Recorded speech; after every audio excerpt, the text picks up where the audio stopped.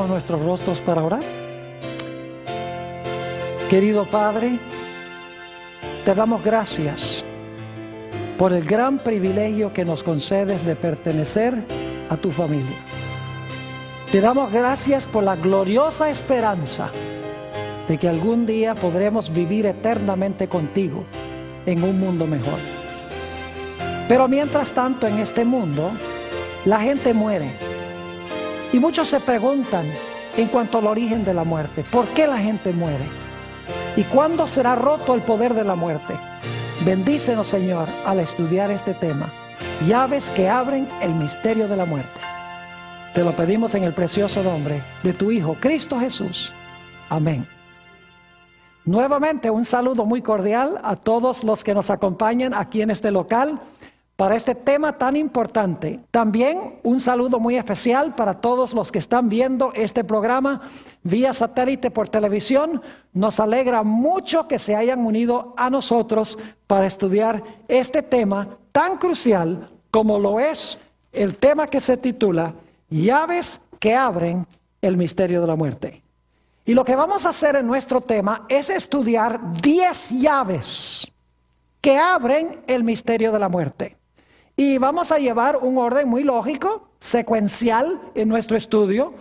Siempre me da cierto temor decir que hay 10 partes, porque entonces la gente está contando y diciendo no faltan sino 2, no faltan sino 3, etc. Pero ojalá que no hagan eso, porque todos los puntos que vamos a estudiar son muy importantes. El primer punto que quiero tratar, la primera llave, es entender qué es la vida. Vamos a buscar en nuestras Biblias Génesis, el capítulo 2 y el versículo 7. Génesis, el capítulo 2 y el versículo 7. Aquí se habla de la creación del hombre, se habla del origen de la vida. Llave número 1, ¿qué es la vida? Dice allí, y leo, entonces Jehová Dios formó al hombre del polvo de la tierra y sopló en su nariz aliento de vida, y fue el hombre un ser viviente, o como dicen algunas versiones, un alma viviente. Ahora, aquí tenemos la definición que Dios da del origen de la vida. Primer punto que notamos es que la vida es un regalo de Dios, es un don de Dios. Adán y Eva no escogieron existir. Dios los creó por su propia voluntad o por su propio deseo y les dio la vida como un don o como un regalo. Quiero que noten aquí que hay varios elementos cruciales. Dice que Dios formó al hombre del polvo de la tierra, respiró en su nariz el aliento de vida y el hombre llegó a ser un alma viviente o, como dice aquí, fue el hombre un ser viviente. Ahora, para las versiones que traducen alma viviente, debo decirles que el texto no dice que Dios le dio al hombre un alma. Ni el texto dice que el hombre tiene un alma.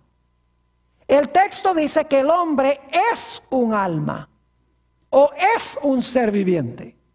Y quiero que noten que el alma o el ser viviente se compone de dos cosas. Uno, el polvo de la tierra y en segundo lugar, el aliento de vida. Esas dos cosas, polvo de la tierra, aliento de vida, constituyen el alma o constituyen al ser viviente. El ser viviente entonces se compone de dos partes, polvo y aliento de vida. Así que hemos visto qué es la vida. Ahora necesitamos ir a nuestra segunda llave. ¿De qué está compuesto el cuerpo del hombre? Está incluido en cierto sentido esto en nuestro primer punto, pero lo menciono como un segundo punto o una segunda llave porque quiero que quede absolutamente claro. ¿De qué está compuesto el cuerpo del hombre? Leamos Isaías, el capítulo 64 y el versículo 8. Isaías 64 y el versículo 8. Dice aquí, hablando de la creación, ahora pues, Jehová, tú eres nuestro Padre, nosotros barro, y tú el que nos formaste. Así que obra de tus manos somos todos nosotros. ¿De qué está compuesto el cuerpo del hombre? El cuerpo del hombre está compuesto de, como dice en Génesis, de polvo, pero no es polvo seco, es polvo mojado, lo que llamamos barro. Y es barro de alfarero porque Dios formó, es decir, Dios tomó el barro y con sus manos formó el cuerpo del hombre. Es decir, nuestra facultad física, nuestro cuerpo está compuesto de polvo. Y nuestro cuerpo es parte de lo que es el hombre cuando fue creado originalmente por Dios. Porque según leímos, Dios tomó polvo de la tierra y formó al hombre, el cuerpo del hombre, del polvo. Es decir, nuestro primer punto es que la vida es un don de Dios. Y el ser viviente se compone de polvo y aliento. Ahora hemos visto que nuestro segundo punto es que el cuerpo es lo que está compuesto de polvo o está compuesto de barro, como dice en Isaías 64:8. Nuestra facultad física, fisiológica, es de barro. Ahora vamos a nuestro tercer punto. Dicho sea de paso, ustedes están diciendo, vamos bien rápido, ya vamos por el 3. Bueno, algunos puntos van a exigir más tiempo. Pero el punto número 3 es, o la llave número 3, ¿qué es el espíritu que Dios le dio al hombre? Porque la Biblia dice que Dios puso en la nariz del hombre el espíritu de vida. El cuerpo era de polvo, no cabe duda alguna. Pero Dios puso también en el hombre, en ese cuerpo puso el espíritu o el aliento de vida. Note lo que dice en el libro de Job, el capítulo 33, Job 33, y vamos a leer el versículo 4, Job 33 y el versículo 4. Antes de leer este versículo, necesito decirles que hay dos palabras hebreas, porque el Antiguo Testamento fue escrito en hebreo, dos palabras hebreas que son sinónimas, es decir, significan lo mismo básicamente. La primera palabra es la palabra aliento que encontramos en Génesis 2:7. Esa palabra es la palabra neshama. Pero hay otra palabra muy semejante que es la palabra ruach.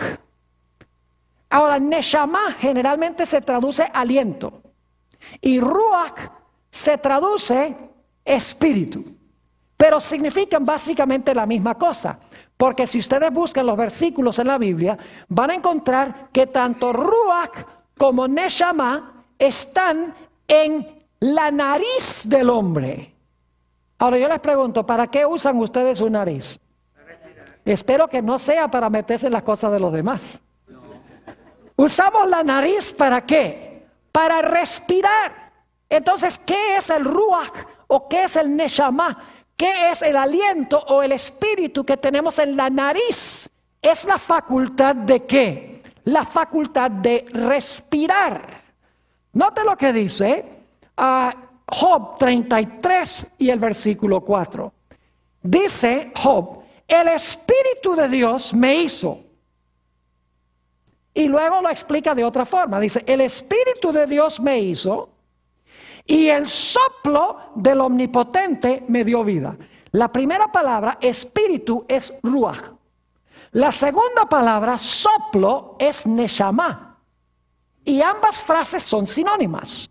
Quieren decir lo mismo, pero en diferentes palabras. Dice, el Espíritu de Dios me hizo.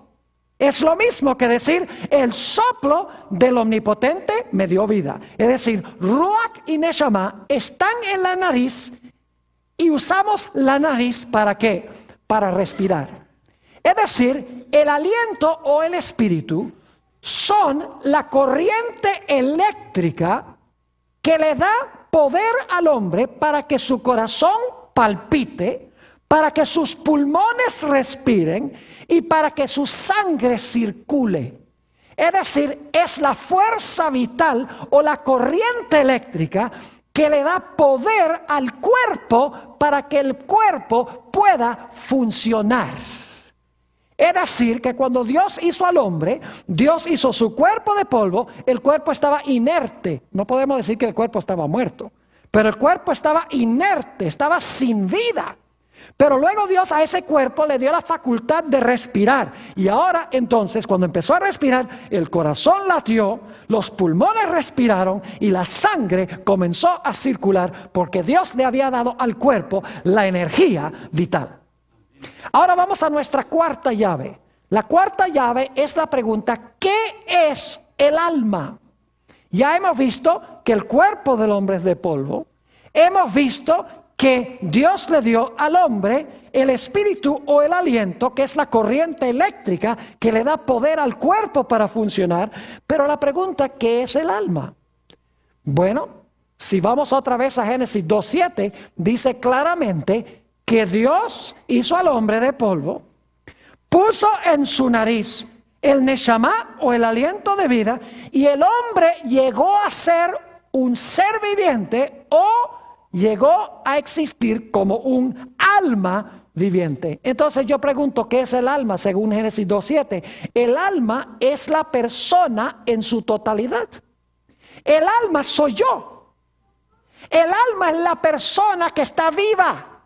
El cuerpo que tiene la capacidad de respirar, el cuerpo vivo funcionando, es el alma. El alma es cuerpo más aliento. Ahora voy a mencionarles solo de paso algunos versículos a donde se usa la palabra alma. En el Antiguo Testamento la palabra es nefesh. En el Nuevo Testamento la palabra griega es suje. Y voy a nada más mencionarles algunos versículos y otros los voy a leer sobre lo que es el alma.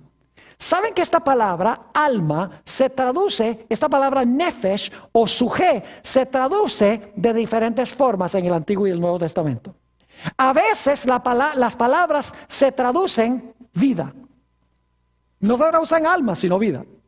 A veces se traducen persona. El alma es la persona. A veces se traduce alma. Y a veces se traduce con un pronombre personal, como vamos a ver dentro de unos momentos. Es decir, la idea de nefesh y suje es: el alma es la persona que está viva. La persona que tiene un cuerpo que está funcionando porque tiene el aliento de vida. Por ejemplo, en Génesis 9:4, no lo voy a buscar, solo voy a mencionar algunos versículos porque tengo mucho material que cubrir en este tema. Allí dice que la sangre del hombre es el alma, pero no se traduce alma, sino que se traduce vida. Pero es la mismita palabra nefesh que se usa en Génesis 2:7, ser viviente. Es decir, el alma del hombre está en su sangre. Se debe traducir no alma, sino que se debe traducir ¿qué? Vida. Y la mayoría de las versiones traducen viva, vida. Es decir, el alma es el ser vivo. En Génesis 12 y el versículo 5 encontramos que Abraham salió de Harán para Canaán y dice que se llevó a las personas que estaban en su casa. ¿Saben que esa palabra personas allí, que estaban en su casa, es la mismita palabra nefesh? Es decir, se llevó las almas que estaban en su casa. Obviamente no eran almas intangibles, invisibles, sino que eran ¿qué? Personas. Y se traduce esa palabra personas. Génesis 14:21 es otro ejemplo. El rey de Sodoma, cuando Abraham vuelve, habiendo rescatado a los rehenes que se habían llevado estos reyes enemigos, y trajo también todo lo que se habían robado junto con las personas, el rey de Sodoma le dice a Abraham, dice: quédate tú con los bienes y dame a mí las almas, o dame a mí las personas. Nuevamente la palabra que se traduce personas allí es la mismita palabra alma. Es decir, el alma es la persona viviente. Note lo que dice Génesis 35:18. Este texto sí lo voy a leer. Aquí está hablando en Génesis el capítulo 35 y el versículo 18 del nacimiento de Benjamín, hijo de Jacob. Y quiero que noten, mucha gente entiende mal este texto. Le ponen cosas que no están allí. Dice en el versículo 18: y aconteció que al salírsele el alma, porque la mamá murió, Raquel murió cuando nació Benjamín. Dice, y aconteció que al salirse el alma, y luego explica qué significa eso, pues ¿qué? Murió. Cuando usted es un alma, ¿usted está qué? Vivo. Cuando se le sale la vida, ¿qué pasa? Muere. Se puede traducir, y al salirse la vida. Pero la versión traduce alma. Al salirse el alma, pues murió. Llamó su nombre Benoni, mas su padre lo llamó Benjamín. Y algunas personas le agregan a esto y dicen, cuando salió su alma inmortal y se fue al cielo, allá consciente a alabar al Señor. El texto no dice eso. Sencillamente dice que se le salió la vida y luego explica qué significa. Murió, dice allí. Es decir, cuando a usted se le sale el alma o la vida que está en la sangre, porque la sangre circula el oxígeno, ¿cuál es el resultado? El resultado es la muerte. Levítico 17:11. Noten cómo se traduce esta palabra en 3 formas distintas en el mismo versículo. Qué interesante. Levítico 17:11. En el mismo versículo, la misma palabra se traduce de 3 diferentes formas. Dice, porque la vida...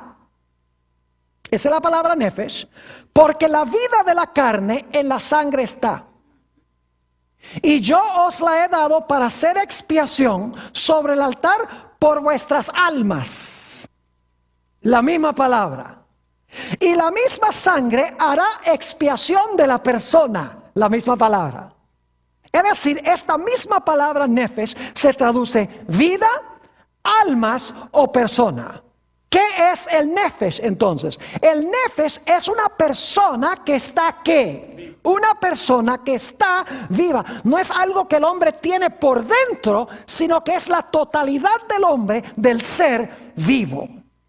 Hechos 7 y el versículo 14 usa otra palabra, la palabra griega, suje. Y note lo que dice Hechos 7 y el versículo 14. Está hablando de José. Dice, José hizo venir a su padre Jacob y a toda su parentela en número de 75 suje. 75 ¿qué? Personas, dice en la versión del 60. Algunas versiones dicen 75 ¿qué? 75 almas. ¿Qué eran las almas? Las almas eran sencillamente personas vivas. El alma no es parte del hombre. El alma es el hombre vivo.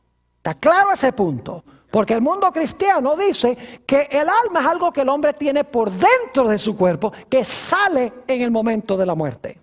Ahora, ¿saben que la palabra suje en el Nuevo Testamento también se traduce con un pronombre personal? Fíjense en Mateo 16 y el versículo 26. Mateo 16, 26. Y luego vamos a comparar Lucas 9 y el versículo 25. Y vamos a comparar esos 2 versículos. Dice en Mateo 16, 26. Está hablando Jesús. Porque ¿qué aprovechará al hombre si ganare todo el mundo y perdiere su alma? Fíjense que Mateo dice, ¿de qué vale que se gane todo el mundo y pierda su alma? Pero vamos a ver cómo lo dijo Jesús en Lucas 9:25. Dice allí, pues ¿qué aprovecha al hombre si gana todo el mundo y se destruye o se pierde a sí mismo? ¿Qué es el alma? El alma soy yo mismo cuando se comparan los 2 versículos. Porque uno dice perdiere su alma, el otro dice se pierde a sí mismo. El alma soy yo, un ser vivo. Noten también Mateo, el capítulo 2 y el versículo 20. Está hablando de Herodes que quería matar a Jesús. Y dice aquí, el ángel le dice a José, levántate, toma al niño y a su madre, y vete a la tierra de Israel. Ya Herodes ha muerto. Vete a la tierra de Israel, porque han muerto los que procuraban la muerte del niño. La versión de 60 no capta lo que en realidad dice el griego en que fue escrito el Nuevo Testamento. En realidad el griego dice, porque han muerto los que procuraban el alma del niño. ¿Cómo se debe traducir la palabra alma allí? Estaba buscando quitarle ¿qué? Quitarle la vida, porque el alma es la vida. Y por esa razón la versión del 60 dice, los que procuraban la muerte del niño, aunque la palabra muerte no está allí, pero se interpreta como el hecho de que querían quitarle la vida. Eso significa que querían, ¿qué? Matarlo. Ahora escuchen bien. La palabra alma y la palabra espíritu se usan 1658 veces en el Antiguo y el Nuevo Testamento. Y ni una sola vez, ni una de esas 1658 veces, se usa la palabra alma o la palabra espíritu con la palabra inmortal o consciente. Nunca va a encontrar en la Biblia la expresión alma inmortal, espíritu inmortal. Ni va a encontrar nunca que el alma está consciente cuando sale del cuerpo o el espíritu está consciente cuando el hombre muere. No aparece en las Escrituras esa idea. En 1658 veces que aparece la palabra espíritu y la palabra alma. Vamos ahora a nuestra quinta llave que abre el misterio de la muerte. Ya hemos visto qué es la vida. Hemos visto de qué está compuesto el cuerpo del hombre. Hemos visto qué es el espíritu de vida que Dios le dio. Hemos visto qué es el alma. Ahora lo que queremos hacer es contestar la pregunta: cuando el hombre fue creado, ¿cómo se podía perpetuar o prolongar su vida? ¿Será que cuando Dios hizo al hombre le dio una batería inmortal que ni siquiera Dios le podía quitar?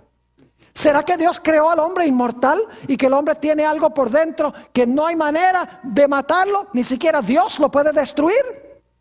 ¿Cómo podía, una vez que Dios creó al hombre, cómo podía prolongarse y perpetuarse la vida? ¿Era porque el hombre era inmortal o porque el hombre tenía que hacer algo para seguir viviendo? La Biblia tiene la respuesta. Vayan conmigo a Génesis 2 y el versículo 9. Dios colocó en el huerto del Edén dos árboles. Uno se conoce como el árbol de la ciencia del bien y del mal, y el otro es el árbol de la vida. Noten Génesis 2 y el versículo 9. Dice: y Jehová Dios hizo nacer de la tierra todo árbol delicioso a la vista y bueno para comer. También el árbol de ¿qué? De la vida en medio del huerto, y el árbol de la ciencia del bien y del mal. ¿Por qué colocó Dios el árbol de la vida en el centro del huerto? Porque Dios tenía planeado de que el hombre continuamente comiera del árbol de la vida. No iba a comer una sola vez, sino que iba a regresar paulatinamente para comer. Es decir, el árbol de la vida era como un cargador de baterías. Y Adán y Eva iban a tener que venir al árbol de la vida, y yo pienso que es cada mes, y van a ver por qué razón más adelante. Cada mes debían venir y comer del fruto del árbol de la vida para reabastecer su vida y para continuar viviendo. Es decir, su fuente de vida no estaba dentro de ellos, la fuente de vida estaba fuera de ellos en un árbol. En el árbol que pertenecía a Dios. Y Dios le dijo a Adán y Eva: miren, si ustedes comen del árbol de la ciencia del bien y el mal, ese día ustedes van a ¿qué? Ese día ustedes van a morir, dijo Dios. Ahora yo pregunto, ¿cómo iban a morir si el hombre es inmortal? Sería absurdo decir, ¿van a morir si no pueden morir? Obviamente el hombre tenía que continuar comiendo del árbol. Es más, noten lo que dice Génesis 3, 22 al 24 sobre esto. Génesis 3, 22 al 24. Lo hemos leído antes, ahora leámoslo de nuevo. Dice allí: y dijo Jehová Dios: he aquí el hombre es como uno de nosotros, sabiendo el bien y el mal. Ahora pues que no alargue su mano y tome también del árbol de la vida y coma y viva para siempre. Y lo sacó Jehová del huerto del Edén para que labrase la tierra de que fue tomado. Echó pues fuera al hombre y puso al oriente del huerto del Edén querubines y una espada encendida que se revolvía por todos lados para guardar el camino del árbol de la vida. ¿Qué hizo Dios cuando Adán y Eva pecaron? Dios cerró la puerta del huerto, colocó querubines o ángeles poderosos a la entrada para que el hombre no pudiera ¿qué? Comer del árbol de la vida. Si el hombre ya era inmortal, ¿de qué le hubiera valido a Dios prohibirle el árbol? Dios no le hubiera podido quitar igual la vida, prohibiéndole el árbol. Obviamente el hombre era mortal. Y su única fuente de inmortalidad se encontraba en continuar comiendo del árbol. Y cuando pecó, Dios le prohibió el árbol. Y cuando le prohibió el árbol, el hombre ya no podía cargar su ¿qué? Su batería. Y ahora voy a compartir con ustedes algo que voy a compartir más adelante cuando hablemos de la salud en el libro de Génesis. Pero si ustedes miran Génesis 5, ustedes van a ver que la longitud de la vida de los que se mencionan en esa genealogía es extraordinaria. El que menos vivió fue 777 años. Y el que más vivió, 969 años. Yo les pregunto, ¿tenían bien cargada la batería? Ah, claro, porque habían ido directo al cargador. Pero cuando miran la genealogía de Génesis 11, versículo 10 al 32, ya la gente vive mucho menos. 400 y algo de años, máximo. ¿Por qué razón? Porque ya no tienen acceso, ¿qué cosa? Al cargador. Y encontramos que David nos dice en el Salmo 90:10, en cuanto a nosotros hoy, los días de nuestra edad son 70 años.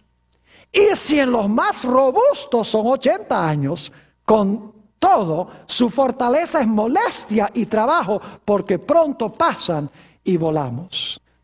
Es decir, que cuando Dios le prohibió el acceso al árbol, al hombre, la batería se empezó a descargar. Y yo les digo, si Jesús no viniera a este mundo para redimir a su pueblo, últimamente, aún con la ciencia médica que ha mejorado la situación del hombre y ha postergado lo inevitable, aún con todo eso, si Jesús no viniera, últimamente la raza humana perdería su energía y se extinguiría tarde o temprano. Ahora vamos a nuestro punto número 6. ¿Qué sucede con el hombre en el momento de la muerte? ¿Qué sucede con el hombre en el momento de la muerte? Génesis 3:19. Hablemos primero de lo que pasa con el cuerpo del hombre cuando el hombre muere. Dice Dios a Adán, con el sudor de tu rostro comerás el pan hasta que vuelvas a la tierra, porque de ella fuiste tomado. Pues polvo eres y al polvo volverás. ¿Qué pasa con el cuerpo del hombre cuando el hombre muere? El cuerpo regresa ¿a dónde? Regresa al polvo. Y dicho sea de paso, cuando Dios dijo, ciertamente morirás, estaba diciendo la verdad. Porque cuando ustedes van a Génesis 5, van a encontrar que cada persona que se menciona en la genealogía de los justos dice, y murió, y murió, y murió, y murió, y murió, y murió. Lo dice 9 veces. Hay uno solo que no murió, que es Enoc. Más adelante vamos a hablar de Enoc y por qué no murió. Pero Dios se mostró veraz, porque todos, según la Biblia, murieron. Ahora, ¿qué sucede con el espíritu o la respiración cuando el hombre muere? Vamos a Eclesiastés, el capítulo 12 y el versículo 7. Eclesiastés, el capítulo 12 y el versículo 7. Dice aquí el sabio Salomón, y el polvo vuelve a la tierra, ya notamos eso, ¿verdad? El cuerpo vuelve al polvo. El polvo vuelve a la tierra como era, y el espíritu vuelva a Dios que lo dio. Es decir, Dios respira la capacidad de ¿qué? La capacidad de respirar. El hombre ya no respira. Y por lo tanto el cuerpo muere y el cuerpo regresa ¿a dónde? Al polvo.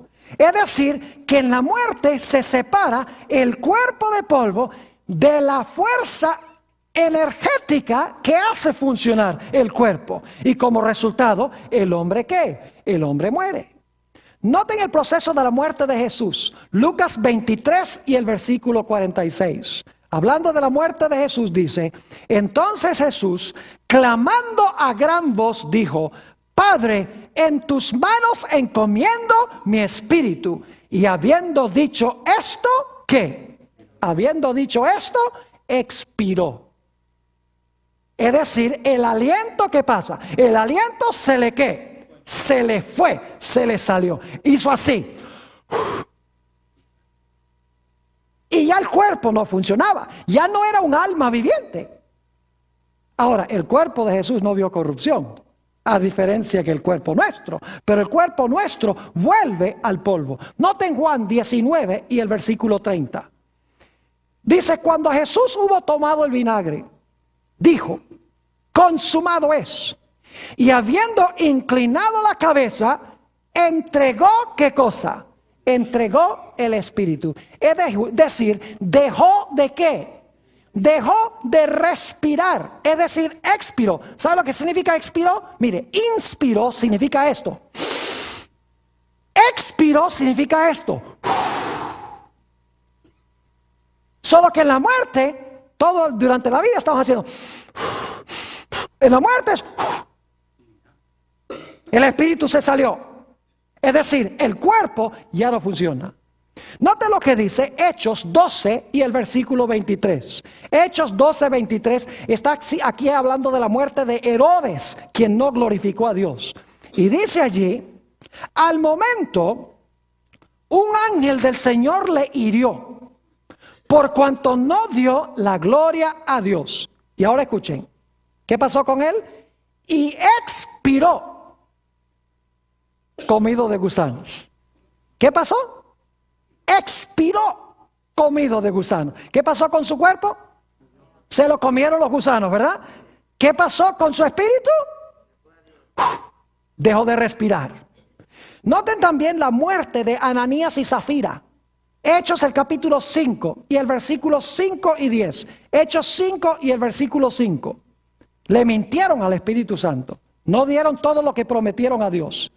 Dice, al oír a Ananías estas palabras, cayó y ¿qué? Y expiró. Dice en el versículo 10, al instante ella cayó a los pies de él y ¿qué?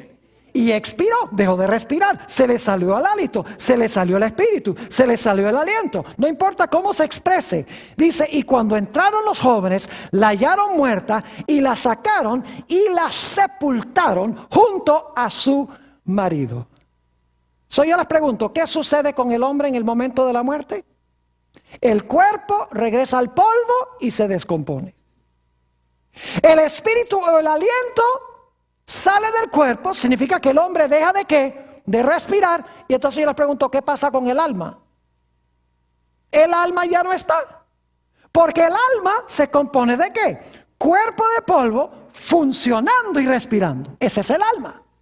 Pero cuando una persona muere, como el cuerpo es separado del aliento, el cuerpo está muerto, no funciona, y el aliento sale del cuerpo, ¿qué pasa con el alma? El alma deja, por lo menos provisionalmente, ¿de qué? De existir, porque ya el cuerpo y el aliento no están juntos. Ahora vamos a la llave número 7 que abre el misterio de la muerte. ¿A dónde está el hombre en el período interino de la muerte?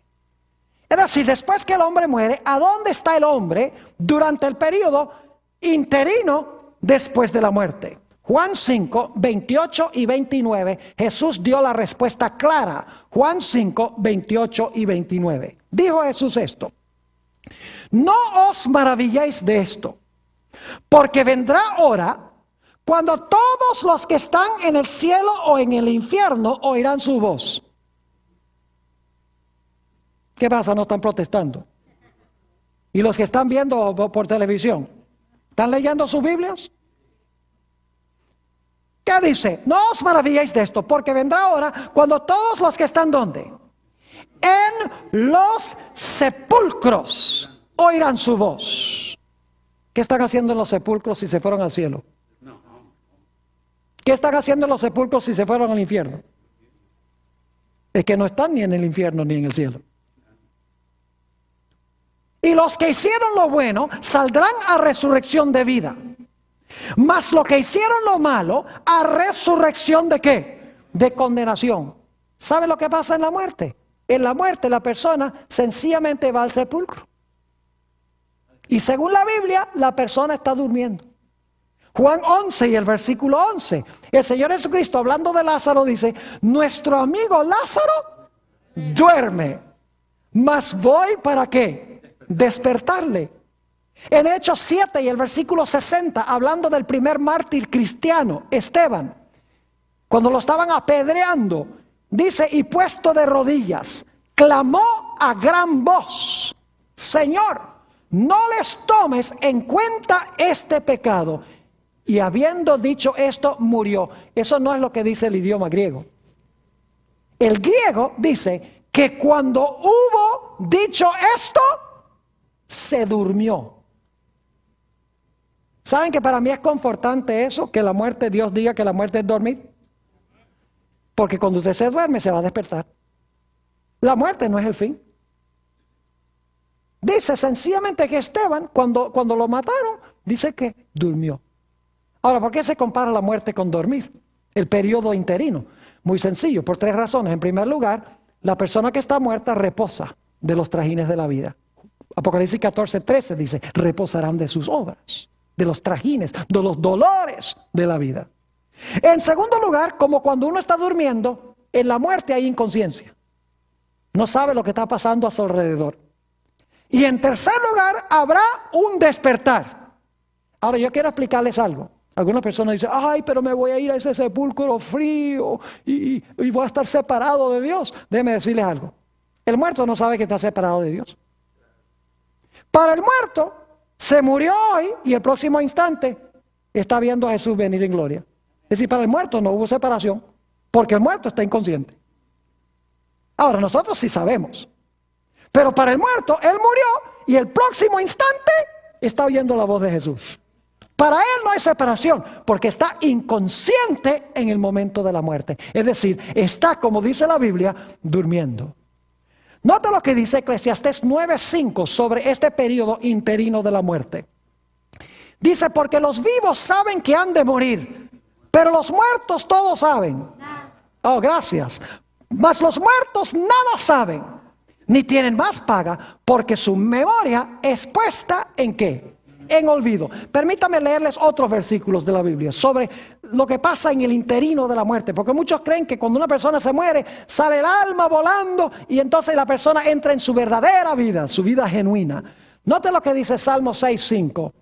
Porque en la muerte no hay memoria de ti. En el Seol, que significa el sepulcro, en el Seol, ¿quién te alabará? Salmo 115 y el versículo 17. Salmo 115, 17 dice, no alabarán los muertos a Jehová, ni cuantos descienden al silencio. Es decir, la muerte es silencio. Y dice que no alabarán a Jehová. Salmo 146 y el versículo 4 dice, pues sale su aliento y vuelve a la tierra. En este mismo día perecen sus pensamientos. ¿Qué pasa en el día de la muerte? Perecen sus ¿qué? Sus pensamientos. Salmo 104 y el versículo 29 dice, escondes tu rostro, se turban. Les quitas el hálito o el espíritu, dejan de ser y vuelven al polvo. ¿Qué pasa cuando sale el hálito? La persona ¿qué? Deja de ser. Isaías 38, 18 dice, porque el Seol o el sepulcro no te exaltará, ni te alabará la muerte, ni los que descienden al polvo esperarán tu verdad. Y en Hechos 2, 29 y 34 se nos dice que David no ascendió al cielo. Aunque murió un hombre salvo, David no ascendió al cielo. Ahora vamos a la llave número 8. ¿Hay esperanza de vida para el cristiano después de la muerte? Claro que sí. En Génesis 2:17 Dios le dijo al hombre, si tú comes del árbol, ¿tú vas a qué? Ese mismo día vas a morir, mas del árbol de la ciencia y del bien y del mal no comerás, porque el día que de él comieres, ¿qué va a pasar? Morirás. Yo pregunto, ¿Adán y Eva murieron ese mismo día? Espiritualmente sí, pero ¿murieron en todo sentido de la palabra? No. ¿Por qué no murieron ese día? Ya hemos visto en temas anteriores. Génesis 3:21 nos dice que ese día hubo 2 sacrificios. No dice 2, pero dice vestiduras de pieles, en plural. Eran 2 pecadores. Se mataron animales. Y esos animales representaban ¿qué cosa? Representaban la muerte de Cristo Jesús en la cruz del Calvario para salvar al hombre. Es decir, estaba indicando de que Jesús iba a tomar la muerte que nos pertenece a nosotros para que nosotros pudiésemos recibir su vida. Note lo que dice 1 de Pedro 1, 18 al 20. Dice, sabiendo que fuisteis rescatados de vuestra vana manera de vivir, la cual recibisteis de vuestros padres, no con cosas corruptibles como oro o plata, sino con la sangre preciosa de Cristo, como de un cordero sin mancha ni contaminación, ya destinado desde antes de la fundación del mundo, pero manifestado en los postreros tiempos por amor de vosotros. Es decir, esos sacrificios representaban ¿a quién? A Jesús, quien iba a ser sacrificado como un cordero sin mancha, que iba a sufrir la muerte que yo debo sufrir. Y de esa manera iba a derrotar la muerte y darme la esperanza de vida eterna. En 2 Timoteo 1 y el versículo 10 nos dice que Jesús quitó la muerte y sacó a la luz la vida y la inmortalidad por el Evangelio.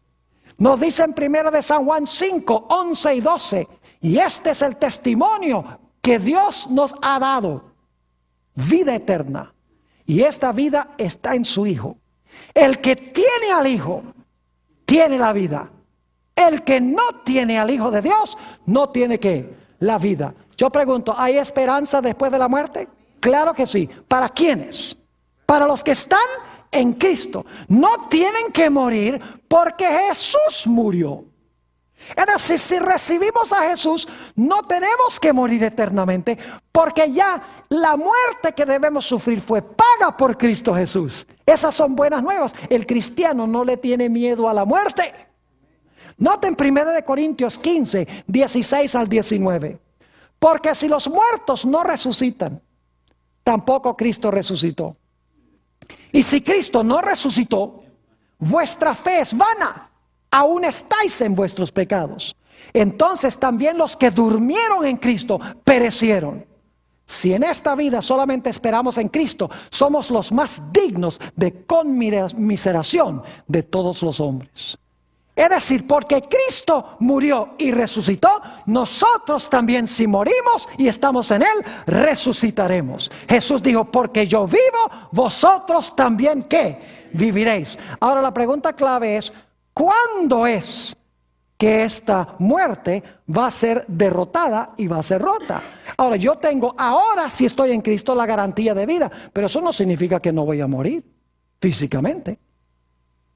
Puede ser que yo muera, voy al sepulcro, pero mi vida está garantizada con Jesús.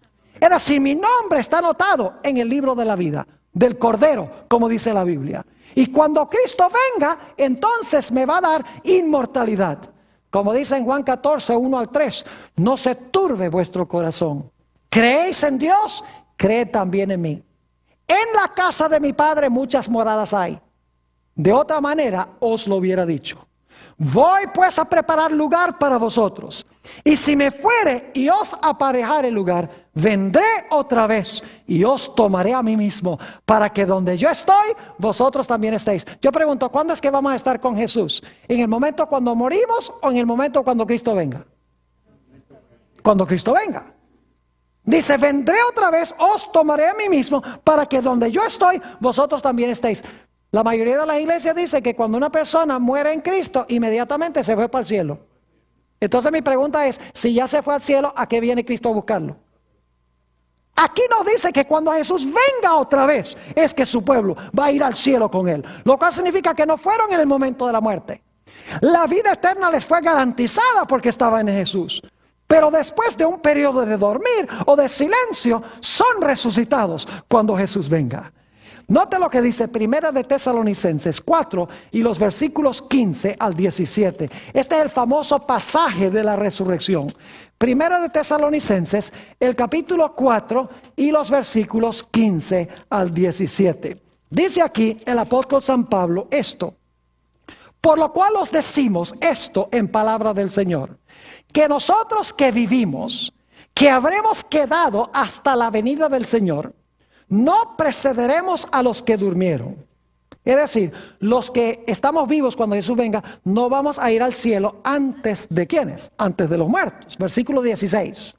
Porque el Señor mismo con voz de mando, con voz de arcángel y con trompeta de Dios descenderá del cielo y los muertos en Cristo resucitarán primero. Pregunta, ¿cuando murieron tenían la garantía de vida ya? Jesús dijo, cuando yo venga voy a resucitar a este, porque este es mío, porque este tiene la vida, porque me recibió. Claro que sí. Los muertos en Cristo resucitarán primero. Luego nosotros, los que vivimos, los que hayamos quedado, ahora escuchen bien, seremos arrebatados juntamente con ellos en las nubes para recibir al Señor en el aire. Y así estaremos siempre con el Señor. Pregunta, ¿cuándo es que los muertos van a ir al cielo? ¿Van al cielo antes que los vivos?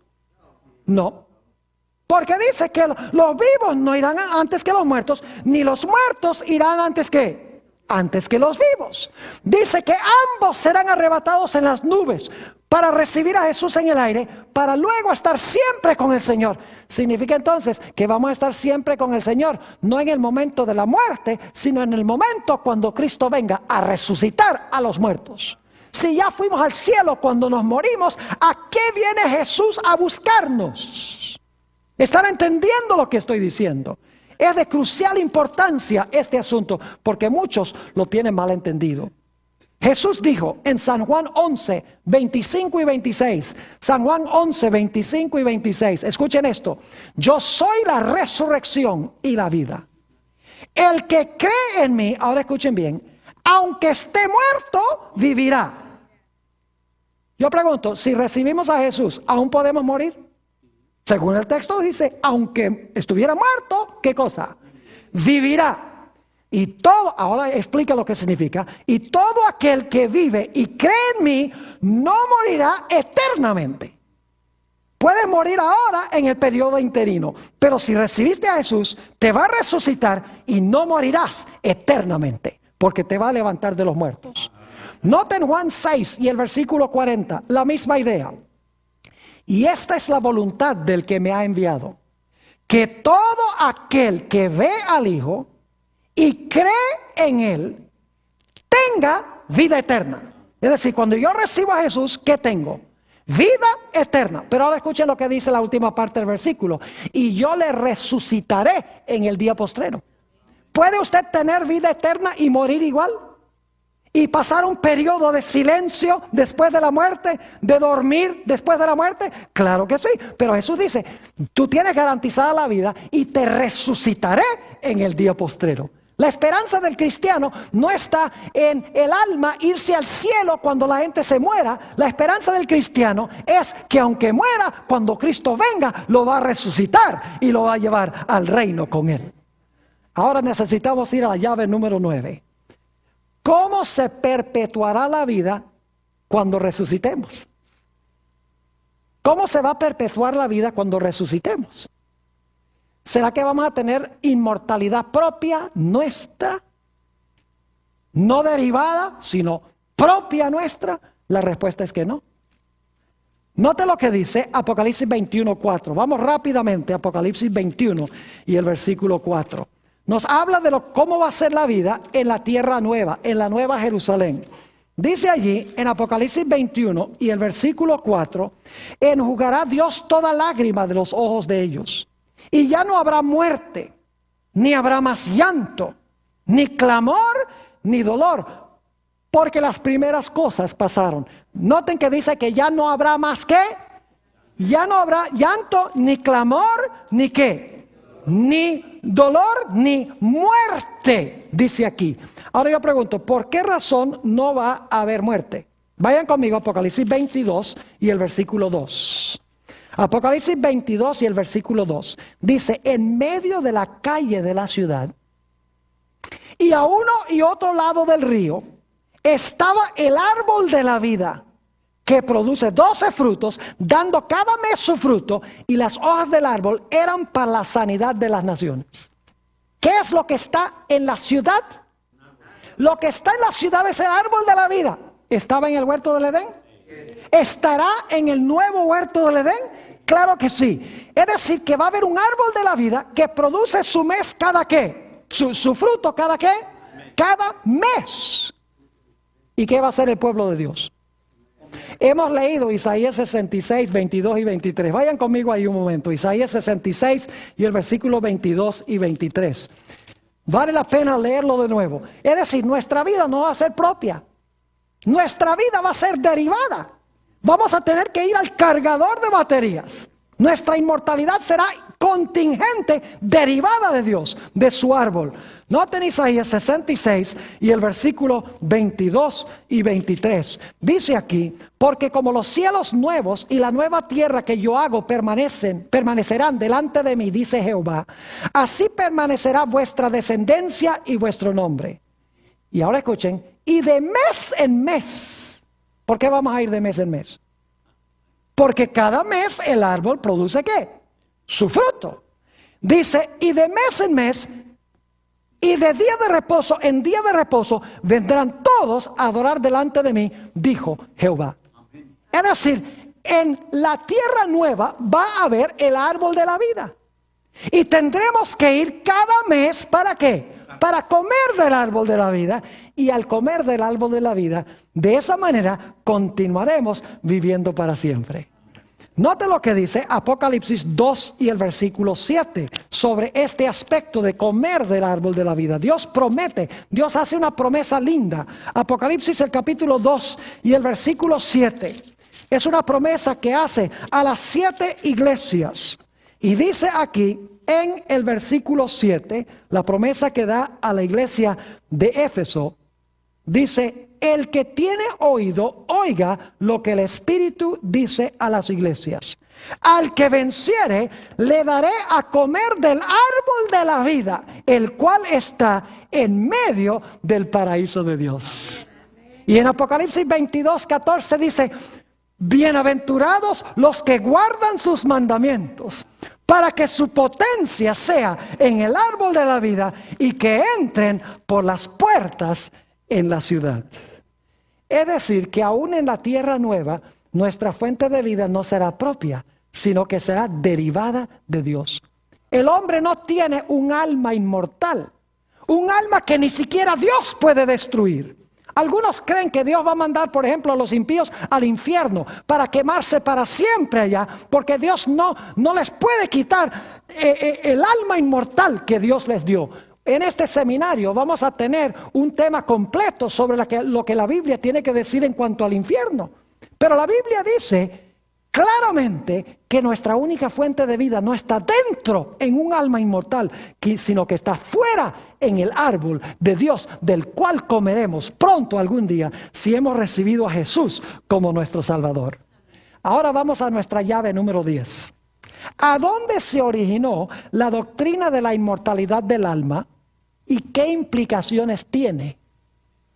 ¿Saben dónde se originó la idea de que el hombre es inmortal? ¿De que el hombre tiene un alma inmortal? Se originó en el huerto del Edén. Y no con Dios, sino con el diablo. Escúcheme bien los que están viendo vía satélite por televisión. El diablo le dijo a Eva, ¿no qué? No moriréis, mas seréis como dioses, sabiendo el bien y el mal. ¿Quién fue el que dijo que el hombre es inmortal?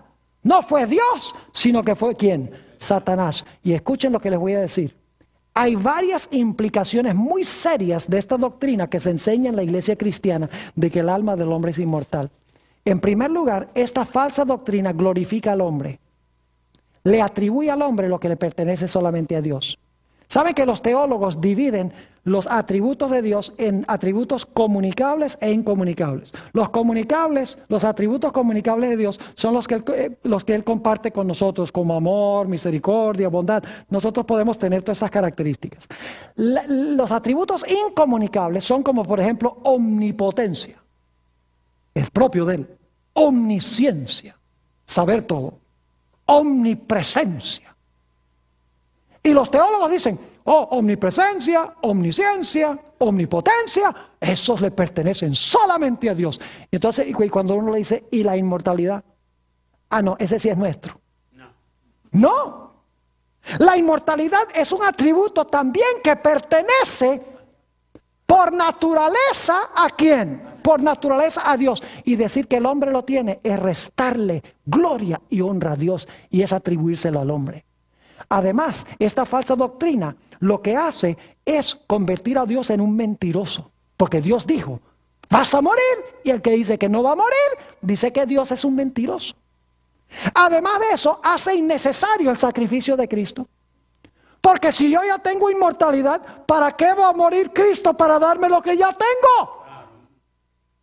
Además de eso, reduce la importancia de cuidar el cuerpo, porque los cristianos dicen, no, el cuerpo lo que es un cascarón para el alma.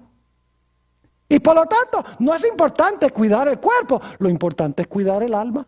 Y por lo tanto descuidan el cuerpo. Vamos a encontrar en nuestro estudio sobre la salud que la mejor forma de cuidar el alma es cuidando el cuerpo, porque el alma se desarrolla a través del cuerpo y solamente a través del cuerpo. Además, esta falsa doctrina le resta importancia a la segunda venida de Jesús, porque si yo soy inmortal y cuando me muero me voy al cielo, ¿para qué voy a estar esperando que Cristo venga? Y finalmente, esta falsa doctrina le abre la puerta de la iglesia al espiritismo. La idea de que los muertos, si usted cree que los muertos no están muertos, entonces usted va a creer de que es posible que los muertos regresen a comunicarse con los vivos, como están enseñando muchas iglesias hoy en día. Yo doy gloria a Dios que Dios ha dejado claro este tema en cuanto a la muerte. Y especialmente le doy gloria y honra a Dios, porque Él promete que si recibimos a Jesús como nuestro Salvador y Señor, podremos vivir eternamente en la patria celestial con Él.